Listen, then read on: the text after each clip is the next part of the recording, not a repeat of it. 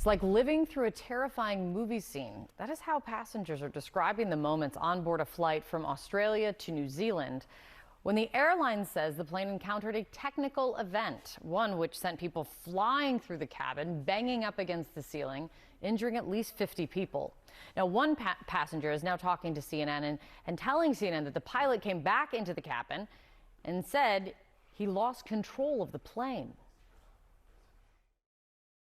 He openly admitted, he said, I lost control of the plane. My gauges just kind of went blank on me.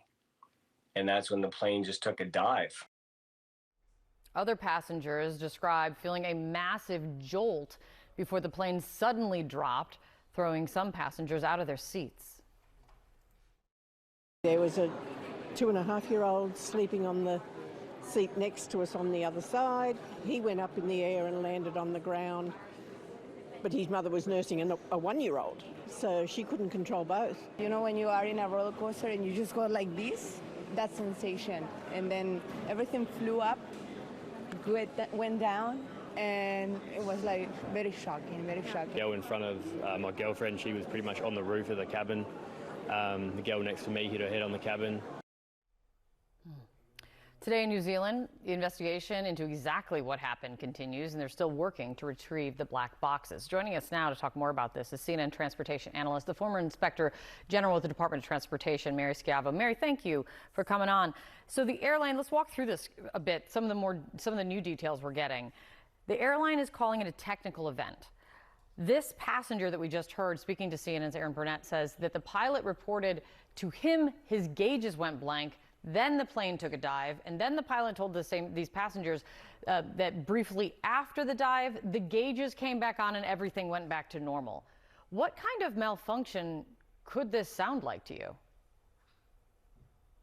Well, it sounds like what the pilot described, a technical malfunction. Now, ordinarily, when something like this happens in flight, particularly over, an ocean, they say it's clear air turbulence, or turbulence that isn't visible on the weather radar. And usually that's what this gets blamed on. But by saying it was a technical event and the instruments briefly went blank and that he lost control of the plane, 3 huge clues here that does suggest there was something wrong with the plane.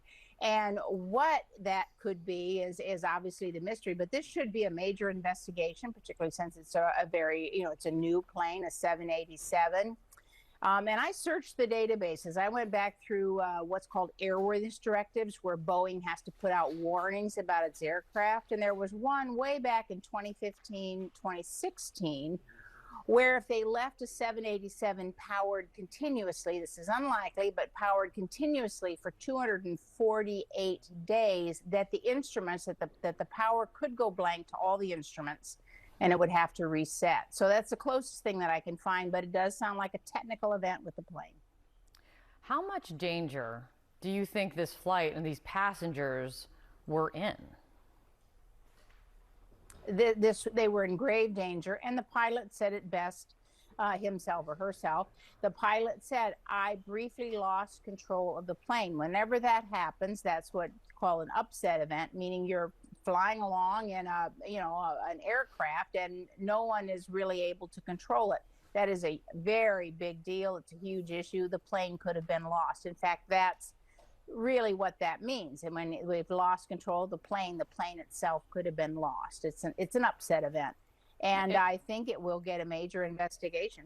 Yeah, and the fact that at least the pilot's telling through this passenger is that the gauges go blank and then just came back on. The fact that it was kind of just left up to if the gauges were going to come back on, that seems absolutely terrifying. Let me ask you also, in a separate situation with the airline industry, the FAA recently audited the production of Boeing 737 MAX jets after that door plug incident we've talked so much about.